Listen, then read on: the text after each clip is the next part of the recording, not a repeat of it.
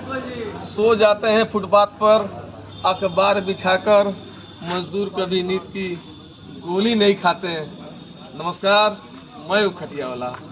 ये हमारे हैं मोहित भाई। जब मिलते हैं भैया तो कहते हैं भैया क्या हाल चाल बा। और इनसे भी अच्छे लोग कटोरा लेके बाजार में घूमते हैं।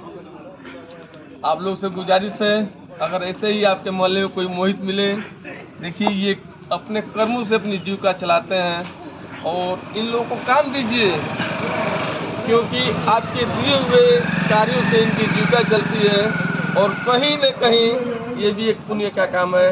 तो आप अपने अगल बगल ऐसे ही मोहितों का सम्मान कीजिए और इनके कार्य को सराहिए और इनके साथ अपनापन दिखाइए।